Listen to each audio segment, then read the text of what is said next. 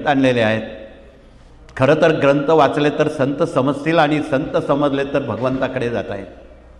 म्हणून आपण वाचन संस्कृतीला अधिकृतरित्या पुढे आणणं गरजेचं आहे. कारण गेल्या काही दशकामध्ये आपलं वाचन लिखाण या मोबाईलनं टी व्हीनं अंशतः बंद केलेलं आहे आणि अनाठाई एवढा मोबाईलचा वापर झालेला आहे की त्यांना असंख्य न बरे होणारे आजार घराघरात मनामनात पोचलेले आहेत.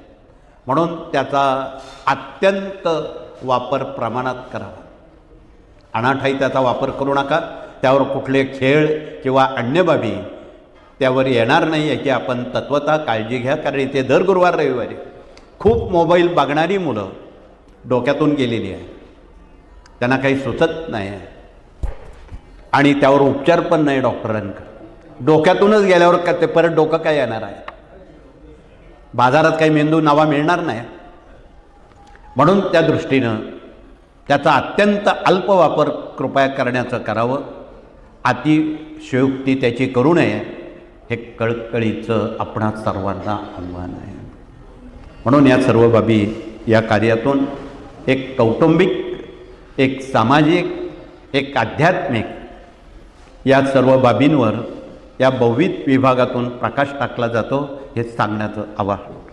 म्हणून आमच्या गुरुजनांवर ही जिम्मेदारी दिलेली आहे. शिक्षक, पालक, विद्यार्थी जर एकत्र आणले तरच ही संस्कृती टिकू शकेल. म्हणून त्यांना अत्यंत आपुलकीनं, गोड भाषेत, चांगल्या भाषेत त्यांना आईवडिलांचं महत्त्व, समाजाचं महत्त्व, संस्कृतीचं महत्त्व आपणाला त्यांना अत्यंत योग्य पद्धतीत पटवून सांगायचं आहे. तर पुढचा विभाग, इथे डॉक्टर लोक आलेले आहेत. बहुविध आजार आहारातल्या चुकीमुळं होतात, फास्टफूडमुळं होतात. ते कसे टाळावेत आणि त्यातून उद्भवलेले कॅन्सरसारखे आजार कसे बरे करावेत तेही बिना केमो, बिना शस्त्रक्रिया, बिना वेदना कॅन्सरला आपल्याला बरं करता येतं. त्यासाठी हा दवा उपलब्ध आहे. अर्थात ही औषधं थोडी कडूतुरट आहेत, डोळे झाकून घ्यावी लागतात. ज्यांना डोळे झाकून कडू पचवण्याची क्षमता आहे ते त्यातून 100% बरे होतात. म्हणून आपणाला तोही भाग डॉक्टरांकडून कॅन्सरचे सर्व उपचार आपण समजावून घ्यावेत. त्यानंतर सप्तरंगी हा काढा आहे. त्यानंतर ब्लड कॅन्सर किंवा घशाचा कॅन्सरसाठी रानभिंडी आहे. ज्यांच्या शरीरात कुठेही गाठ आहे त्यासाठी वेखंड गाईच्या गोमूत्रात कसं घ्यावं हे सांगितलं जातं. या अत्यंत सोप्या बाबी गरिबांना परवडणाऱ्या आहेत. एका केमोचे 80,000 रुपये कॅन्सरवाले घेतात. हे गरिबांचं काम नाही. म्हणून आपणाला अत्यंत साध्या सोप्या पद्धतीत हा न बरा होणारा कॅन्सरसारखा आजार आपणाला घर बसल्या बरा करता येतो. त्याची थोडी पथ्य आहेत. कृपया तेवढी पथ्य आपण पेपरवर पाठीमागे दिलेली आहे. कॅन्सर बरा करण्याची पथ्य. त्यात वांगी वर्ज्य आहेत. त्यानंतर वाटाणा, हिरवी मिरची, उडीद, बाजरी, मका हे पदार्थ जर आपण वर्ज्य केले तर आपण त्यातून बरं होऊ शकतो. म्हणून जे निरोगी लोक आहेत त्यांनी सुद्धा ही पथ्य पाळली तर ते नफ्यात राहतील, म्हणजे निरोगी राहतील. पण महाराष्ट्रात असं एकही कुटुंब नाही, असा एकही माणूस नाही की त्याला वांगी आवडत नाही. घराघरात वांग्यांचं आवड निर्माण झालेली आहे. ती आपण केव्हा खावी? चंपा षष्ठी, पुढील पंधरवाड्यात, खंडोबा नवरात्रात, तेही ज्या वांग्यामध्ये बिया नाहीत अशीच वांगी निवडून आणावीत. ज्यामध्ये बिया आहेत त्यातून असाध्य आजार उद्भवतात हे सांगायला नको. जळगाव शहरासह पश्चिम महाराष्ट्रात, सातारा जिल्ह्यात वांग्याच्या पार्ट्या होतात भरिताच्या. आणि कालांतरानं पाईल्सचे आजार आणि कॅन्सर ती जागा घेतो हे सांगायला नको. म्हणून आपल्या जिभेवर जर नियंत्रण ठेवलं, जे जिभेला आवडतं ते पोटाला चालत नाही आणि जे पोटाला आवडतं ते जीभ पाठवत नाही, एवढे शत्रू पोटात बसलेले आहेत. शरीराला कडू आवडतं तुरट आवडतं, थोडंसं आंबट, थोडं खारट, कमीत कमी तिखट आणि कमीत कमी गोड. तर आपण उलटा क्रम करतो. कडू शरीरात पाठवतच नाही, तुरट पाठवतच नाही. म्हणून शरीर संपदा ही कडू रस आणि तुरट रसाशी संबंधित आहे. हे आपल्या घरगुती आयुर्वेदमधून आमचे डॉक्टर लोक आपणाशी अति स्पष्टपणे त्याची जाणीव करून देणार आहेत, खूप तपशील न बोलता. तथापि आमच्या भगिनींच्या मसाल्याच्या डब्यामध्ये डझनभर औषधं आहेत. त्यांचा वापर जर योग्य पद्धतीत केला तर तुमचे सदस्य कुटुंबातले निरोगी राहतील. डॉक्टरकडे जाण्याची त्यांना वेळ येणार नाही. म्हणून इथे बसलेल्या, घरी असलेल्या ज्या भगिनी आहेत त्यांनी पहिलं मसाल्याच्या डब्याकडे लक्ष द्यावं आणि आपल्या घरगुती आयुर्वेदमध्ये त्याचं प्रमाण दिलेलं आहे, त्या प्रमाणात आपण त्याचा वापर करावा. हळद ही सर्व आजारांवर अत्यंत गुणकारी म्हणून तो दवा सर्वांना माहीत आहे. पूर्वी आणि आजही हळद तिचं काम ती करते, सगळे आजार बरे करते. अगदी खोकला जरी आला, कोणी दुधात टाकून हळद घेतं, कोणी गुळात कालून खातं. सर्दी, कफ, खोकला घालवण्याचं काम हळद तर तत्परतेनं करते. परंतु काही व्यापारी प्रवृत्तींनी या औषधांना बगल दिली आणि मेडिकल स्टोअर टाकलेली आहेत, की डॉक्टरलाही न विचारता पटकन जायचं, गोळी आणायची, तोंडात टाकायची. परंतु त्यामुळं तो आजार जरी बरा झाला तर दुसरा आजार निर्माण होतो. हा ॲलोपॅथिकचा गुणधर्म आहे. म्हणून आपणाला कळकळीचं निवेदन आहे की आपण मसाल्याच्या डब्याशी मैत्री करा आणि त्याप्रमाणे पाकशास्त्राकडे लक्ष द्या. हे कळकळीचं आव्हान. यावर खूप तपशिलात बोलणं उचित नाही. तथापि पुढचा विभाग या ठिकाणी वास्तुतज्ञ प्रतिनिधी इंजिनियर आलेले आहेत. वास्तूचं वास्तूपण अबाधित ठेवण्याचं काम या विभागातून केलं जातं, की जेणेकरून स्वास्थ्य, सौख्य, निरोगी जीवन आणि ज्याला रात्री डोकं टेकल्याबरोबर एक 5-6 घंटे झोप येते तो खरा श्रीमंत, तो खरा सुखी, असं शास्त्रानं म्हटलेलं आहे. रात्री काही 2-2 वाजेपर्यंत लोक झोपत नाही आणि अति श्रीमंत माणसं, त्यांना तर झोपाच येत नाही झोपेच्या गोळ्या खाऊन. ते कसले श्रीमंत. पण इथे बसलेले जे आपण सर्वजण आलात, आम्ही म्हणतो तुम्ही सर्वात जास्त श्रीमंत आहे. पैशानं नसाल, संपत्तीनं नसाल, परंतु माणुसकीच्या संस्कृतीनं मात्र आपण श्रीमंत आहात, हा शिक्का आपल्यावर पडलेला आहे.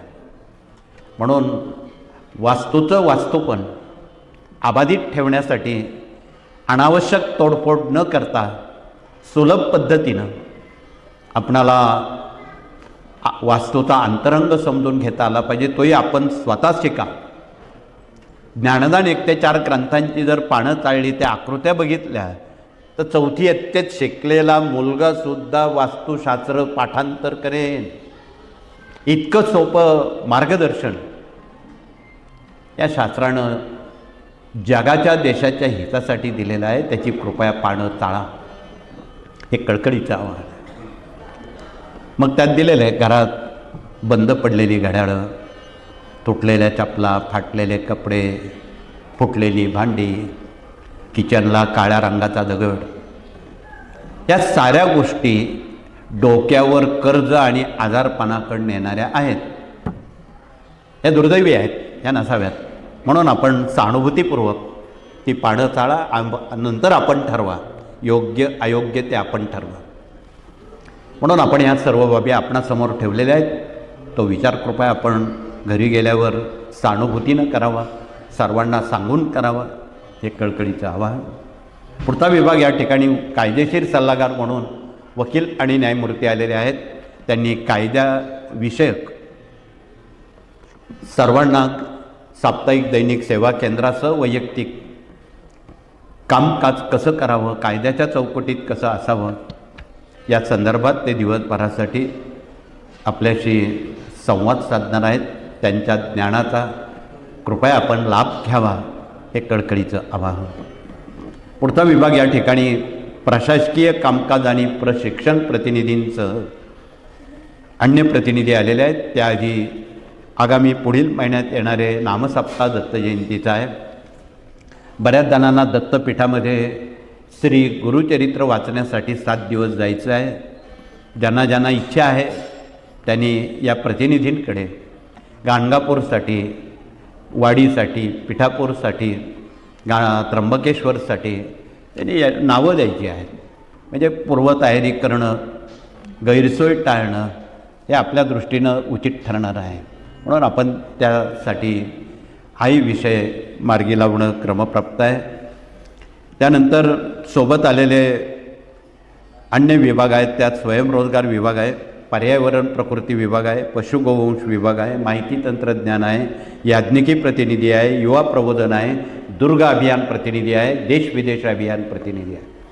हे 8ही विभाग जनमानसामध्ये या कार्यातून काय काय कामं केली जातात हे अजून कोणाला माहीत नाही. या प्रचारात आपण कमी पडत आहोत. लोक थोडंसं करतात आणि पेपरला भलं मोठी बातमी सचित्र देतात आणि आपण एवढं करतो ते एवढं सांगता येत नाही. मनभर करतो आणि कणभर सांगता येत नाही. म्हणून आपणाला सहानुभूतीपूर्वक, प्रामाणिकपणानं आणि निस्पृह निरपेक्ष बुद्धीनं या कार्याची अंतरंगातली वाटचाल जनतेपर्यंत अत्यंत नम्रपणे सांगावी हे कळकळीचं आवाहन. आगामी येणाऱ्या ज्या काही राष्ट्रीय घटना आहेत, नैसर्गिक घटना आहेत, त्यात त्सुनामी आहे, भूकंप आहे, अजून पाऊस संपलेला नाही, अजूनही पुढच्या आठवड्यात पाऊस सांगितलेला आहे. म्हणून या सगळ्या अनिष्ट येणाऱ्या गोष्टी, अप्रिय घडणाऱ्या गोष्टी, त्यावर आपण उपाययोजना म्हणून श्री दुर्गा सप्तशतीचे पाठ चालू आहेत. 100 कोटी पाठाच्या संकल्पात आपण 91 कोटी पाठ श्री दुर्गा सप्तशती, स्वामी चरित्र आणि रुद्रसेवा इथपर्यंत वाटचाल करत आहोत. आगामी राहिलेला ग्रहपाठ जर आपण लवकर पूर्ण केला तर आसमानी सुलतानी संकटातून आपण तरू शकाल. म्हणून आपणाला या गेल्या 4 महिन्यापासून चातुर्मासात स्वामींचा जप लिहायला लावलेला आहे, सप्तशती वाचायला लावलेली आहे. श्रावण महिन्यात आपण शंकराची सेवा केलेली आहे. या सर्व सेवा कामात येणाऱ्या आहेत आणि 12 लक्ष जप आपणाला स्वामींचा पूर्ण करायचा आहे यथावकाश. त्याला वेळेचं बंधन नाही. आमच्या पुण्या मुंबईच्या लोकांनी हे जवळजवळ 6 लक्ष पूर्ण करण्यात आलेले आहेत. आता त्यांचा अर्ध्यावर ते आलेले आहेत आणि लवकरच ते 12 लक्षापर्यंत वाटचाल करणार आहेत. इथे बसलेल्या, घरी असलेल्या भाविक आणि सेवेकऱ्यांनी जर आपण 12 लक्ष जप स्वामींचा लिहून पूर्ण केला तर स्वामींनी एक हमी तुम्हाला दिलेली आहे. तुमच्या समोर, तुमच्या कुटुंबात तुम्हाला एकही समस्या ते निर्माण होऊ देणार नाहीत. त्यावर फार मोठी ऊर्जा आणि आशीर्वाद त्या जपात आहे. जसं वाल्यापोळ्यानं मारा मारा मारा म्हणता म्हणता राम राम हा शब्द जोडला गेला आणि त्यात त्याचा उद्धार झाला. तसं आयुष्याचा उद्धार श्री स्वामी समर्थ जपात आहे. म्हणून आपण आपल्या जीवनाचा उद्धार करायचा असेल तर आपण 12 लक्ष स्वामींचा जप कृपया करावा. यात सबब सांगू नये. वेळ अलीकड पलीकड कोणतीही चालेल, परंतु ते उद्दिष्ट आपण सहकार्यानं पूर्ण करावं. म्हणजे आपणाला निश्चितपणे या सर्व आपत्तीवर मात करण्याचं सामर्थ्य आणि आशीर्वाद आणि ऊर्जा स्वामी देतील यात दुमत नाही.